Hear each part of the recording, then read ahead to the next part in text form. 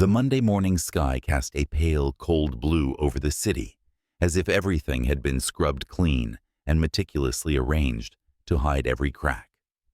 Anna Blake's mother's old Honda rolled slowly down the main boulevard, passing by white picket fences, rows of identical houses with perfectly trimmed lawns, and shiny SUVs neatly parked in front of doors. In silence, Anna sat in the back seat, her forehead pressed against the window. No one spoke during the entire ride. The silence inside the car was thick and distant, like the growing gap between her and her mother over the past months.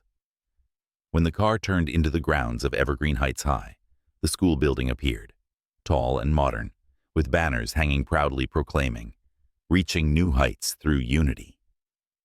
Anna stared at the words, lips pressed tight, already knowing deep inside that this place was not meant for her. Her mother glanced at the rearview mirror, mechanically adjusted her lipstick, then muttered, almost to herself, "You'll be fine." No words of good luck, no goodbye hug, just a dismissive nod toward the school gate and fingers drumming impatiently on the steering wheel, as if she was already eager to rush to her next errand. Anna opened the door, stepped out, and the door clicked shut behind her with a soft but final clack. For a few seconds, she stood there, amid the noisy stream of students pouring through the school gate, like a small rock trapped in a rushing current. No one turned to look at her, yet Anna could feel it. The glances, the unspoken whispers, silent but sharp signals, like knives made of paper. She pulled her backpack straps tighter, lifted her chin, and stepped through the gates of Evergreen Heights High, crossing the line between two worlds. The world she knew, and the world is already set to stand against her from the very first moment. The hallways of Evergreen Heights were flooded with cold white light, the spotless ceramic tiles reflecting passing figures like nameless shadows. Anna clutched her stack of books, walking through the crowd, trying to make herself smaller, but her difference stood out like a blot of ink on white paper. No one needed to point or laugh out loud. The rejection here was enforced through a subtle silence. The accidental shoulder bumps, the faint scoffs like whispers in the wind. The eyes slid over her and then turned away, as if Anna's existence was a stain to avoid. And in those moments, the power trio of Evergreen Heights appeared. Alex led the way with platinum blonde hair slicked neatly back and cold gray eyes. Danny, an ever-present cruel smile playing at his lips. Martin, shorter, stockier, always the one to carry out the dirtiest deeds. They didn't need to act immediately. It was enough for them to smirk as Anna passed by. Enough to let slip a few muttered comments, deliberately loud enough for her to hear. Probably just transferred from the projects.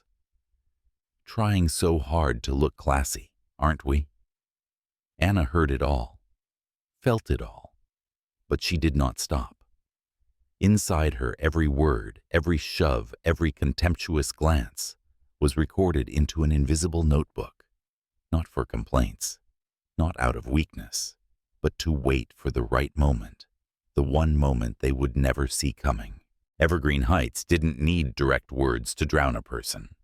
All it took were the endless hallways, where every time Anna passed through, the murmurs would abruptly fall silent, as if her very presence was a stain that must not be touched. All it took was for teachers to call, roll eyes, to glance over her name on the list, and then coldly move on, as if Anna didn't exist. All it took was group project sessions, where Anna stood silently in a corner. No one invited her, no one even glancing her way. With its pristine white walls and slogans about rising through community, Evergreen Heights was quietly building an invisible cage, each brick laid with indifference, prejudice, and averted gazes. And at the very center of that cage, Anna found herself surrounded, not by chains, but by the silent stares of her classmates and deliberate avoidance from teachers. With every step, she felt it clearly. This system didn't need to knock her down with violence. It only needed to make her believe that she was alone. But Anna did not fall into that trap. She did not beg for a glance. She did not seek a hand. She kept walking, eyes wide open, mind alert, and heart locked tight, because she knew the truth could not be buried forever, even within the most polished hallways. Art class, supposedly a haven, had become the stage for humiliation. Anna sat quietly at the back of the classroom, focused on her unfinished drawing. The shapes on her paper were the only shield she had in a room, brimming with scrutinizing eyes. No warning was given. No one intervened. With a sneer curling his lips, Martin quietly approached from behind, a pair of dull scissors flashing silver in his hand. One swift, decisive snip. The dry snip sound broke the heavy silence. A thick, heavy braid, Anna's pride, lovingly nurtured by her mother and grandmother, fell onto the desk. In an instant, the whole class erupted into chaotic laughter. Alex doubled over, slapping the table. Danny whistled mockingly, his eyes brimming with cruel amusement. "It's just a joke," someone shouted. "Just lightening the load for you," Martin crowed, waving the braid around like a trophy. And the teacher, the adult who should have been the authority in the room, only cast a fleeting, bewildered glance, then turned away, pretending not to see. Anna sat there, her once carefully tended hair now jagged and uneven. The room was drowned in raucous, chilling laughter, each burst hammering against her dignity like a judge's gavel. But Anna did not cry. She did not scream. She clenched her fists slightly, her eyes freezing the moment into her heart forever. They thought they had won, but they didn't realize that at that very moment, something inside Anna awakened, colder than humiliation, sharper than the scissors in Martin's hand. The class was still laughing. The laughter echoed, imprinting itself onto the cold white walls of Evergreen Heights. But Anna didn't move. She stood up, slowly, deliberately, as if every movement had been carefully weighed. The chair behind her scraped back with a long, piercing screech that tore through the air. Anna said nothing. She did not scream. She did not shed a tear. Only her eyes, dark and deep like an abyss, bored into Martin, who was still arrogantly twirling the severed braid. The laughter began to falter. The sneering faces gradually faded, replaced by looks of confusion and unease. Because Anna, standing there in the heart of humiliation, stood tall, back straight, chin lifted, eyes cold like steel forged through countless battles. Without speaking a word, Anna had declared, "I will not fall. I will fight, and I will end this on my terms." Her silence at that moment was not weak endurance. It was the sharpest blade, cutting straight through the shameless masks of those who thought themselves untouchable. For the first time, Alex, Danny, and Martin felt fear, not from a punch, but from a silent storm rising, ready to sweep everything away. Anna clenched her fists tightly, not to be ruled by pain, only to be led by strength, the kind they could never touch. Everything happened in just a few breaths. Still unaware he had crossed the line, Martin blurted out a mocking joke, swinging the severed braid in his hand like a trophy. Mistake. Anna didn't give him another second. With a swift, decisive movement, she pivoted, lowering her shoulder, turning her hips at the perfect angle, and threw a punch squarely at Martin's face. The fist hitting the cheekbone was dry and crisp, echoing across the classroom. Martin staggered, collapsing onto a desk, his face twisted in pain. Danny, panicked, charged at her, but Anna was ready. She twisted her wrist, blocked the attack, grabbed Danny's wrist, and bent it back. A sharp crack sounded, not a break, but enough to bring Danny to his knees, groaning in pain. Chaos erupted in the classroom. Screams, the clatter of overturned chairs, the crash of spilled paint bottles. And Anna? She remained standing, breathing steadily, her eyes locked on Alex. Alex, the ringleader, had been frozen in place, his face ghostly pale. The cold radiating from Anna wasn't something Alex was familiar with. It wasn't childish anger. It was unwavering determination, like a storm that had finally arrived to sweep away all falsehoods. Alex took a step back. For the first time, he realized the power he and his gang had wielded for so long was just an illusion. And in front of Anna Blake, that illusion shattered into pieces. It took less than an hour after the incident for Anna's suspension to be issued. No hearing was held. No one asked what Anna had been through. No one mentioned the severed braid lying on the classroom floor, a living piece of evidence. The office at Evergreen Heights High felt as cold as the vestibule of an unjust court. The secretary read the suspension notice flatly, as if reading a utility bill. Anna merely nodded slightly, her eyes showing no emotion. She had expected this, but amidst the surface whirlwind of what seemed like the system's total victory, someone silently recorded everything. Principal Hughes. He didn't openly support Anna. He didn't argue right then. He quietly ordered the retrieval of all security camera footage near the art room. He requested a detailed incident report from the security staff, and in a private folder, encrypted with his password, Hughes began to store every fragment of the truth, something he knew would, sooner or later, need to be revealed. Anna walked out of the disciplinary office under scrutinizing gazes. The severed braid still lay in her backpack, a stark reminder. This was not the end. This was only the prelude to a battle that would no longer be confined within the four walls of the school. News about Anna spread faster than any official school notice, not because Evergreen Heights made it public, but through phones silently recording, leaked hallway text messages, and the shocked gazes of those who had witnessed it. Some students quietly messaged one another. She got suspended just for defending herself. And what about Martin, Danny, Alex? No one touched them. The small fire began to smolder, clinging to every crack in the supposedly unbreakable school, until Lena Mercer, a young and fearless journalist, caught wind of the story, and the fire ignited into an unstoppable blaze. Lena didn't sensationalize. She listened. She sought out former students, Black, Latino, Asian, who had quietly left Evergreen Heights for reasons no one had dared to put in writing. Not a cultural fit, unable to assimilate, disruptive presence. The once silenced voices roared back, forming a chorus that cracked every wall around the school. Parents began sending emails. Community groups started raising questions. Minority education organizations began demanding investigations. From one silent act by Anna, a surging tide rose, quiet but unstoppable. And Anna, in the eye of the storm, remained calm. She didn't run from the story.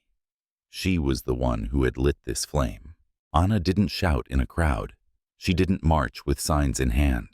Her weapon was quieter and far more dangerous to those who had underestimated her. Documented truth. Inside a small notebook, Anna's handwriting was steady as a heartbeat. 9:15 a.m. Danny slammed his shoulder into mine while passing. No apology. 11:30 a.m. Martin made monkey noises behind me in the cafeteria. The supervising teacher did not react. 2:05 p.m. Alex whispered pure ghetto vibes when I turned in my presentation. No emotion, no commentary, just documentation. Meticulous, cold, undeniable. Principal Hughes, who understood where the real game was being played, quietly helped Anna complete the file. Hallway surveillance footage, internal emails about student pranks, old complaints that had been brushed aside.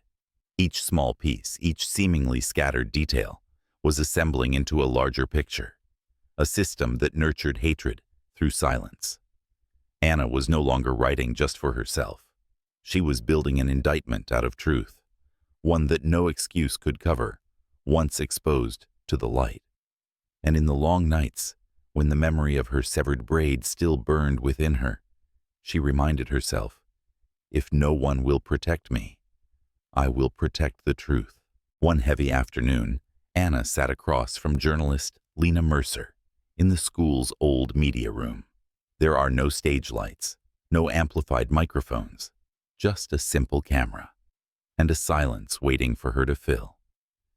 Lena gently reminded her, only say what you want to. Nothing more. Anna nodded, her hands resting on her lap, steady, unflinching. she began. She didn't talk about the punch in the classroom. She didn't mention the severed braid. She didn't complain. Anna spoke about the looks that treated her like she was invisible, about the shoulder bumps, the whispered insults, the teacher's head shakes when everything happened right before their eyes.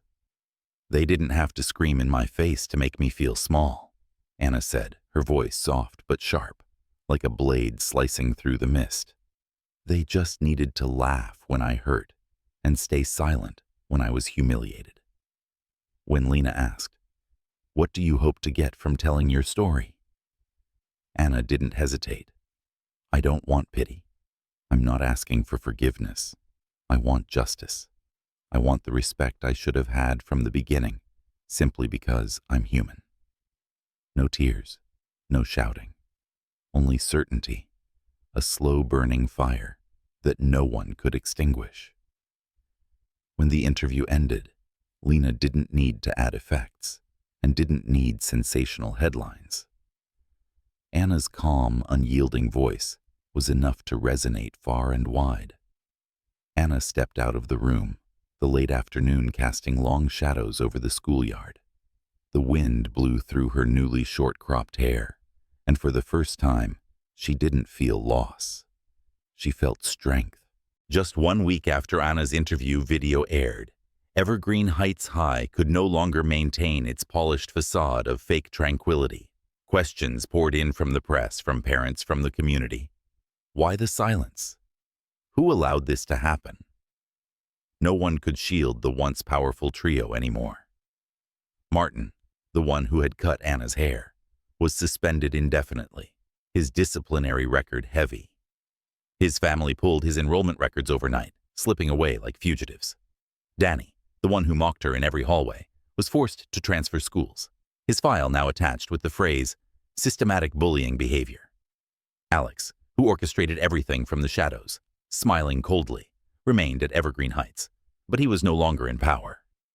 Now, he slinked through crowded hallways without daring to lift his head. The gazes of his classmates were no longer filled with admiration, but with icy alienation. The old handshakes disappeared. The complicit laughter vanished. Evergreen Heights, once an impregnable fortress of privilege, began to crack. Not through loud protests, not through riots, but through the quiet persistence of truth, sharp, relentless, impossible to ignore. Anna didn't need to say another word. Once dismissed, her presence had become living proof that even silence could topple an entire empire. Evergreen Heights High entered summer break under a different atmosphere. No more sneering glances. No more mocking laughter hidden along the hallways. No more cruel, harmless jokes being excused. In the schoolyard beneath the sun-dappled trees, Anna Blake walked. No need to rush or stay guarded. She was not a symbol erected for praise. She needed no hollow awards to validate her. Anna's victory lay in something far simpler. She had reclaimed the right to exist, the right to hold her head high, the right to be herself. On the last day of the school year, she sat in a familiar corner of the library, the exact spot where on her first day she had once curled up in silence. Now, Anna sat there with her back straight, her gaze calm, and next to her, a group of new students, faces that once carried fear now daring to smile and speak. No grand speeches were necessary. Her presence alone was shield enough for those who had once been pushed aside. That night, as she packed up her books, Anna found her old notebook where she had recorded every instance of prejudice, every terrifying silence. Among those pages, the cut-off hair braid still lay, coarse, rough, intact like an old scar. Anna picked it up, her hands steady, her eyes dry. She did not burn it. She did not throw it away. Anna placed the braid into a small box, carefully setting it on the highest shelf of her bookcase, preserving a piece of history she had transformed from pain into strength. And as the first light of summer's dawn poured through her window, shining onto her proudly tied-up hair, Anna knew. She hadn't merely survived. She had left a lasting mark, a beacon for those walking through the darkness after her.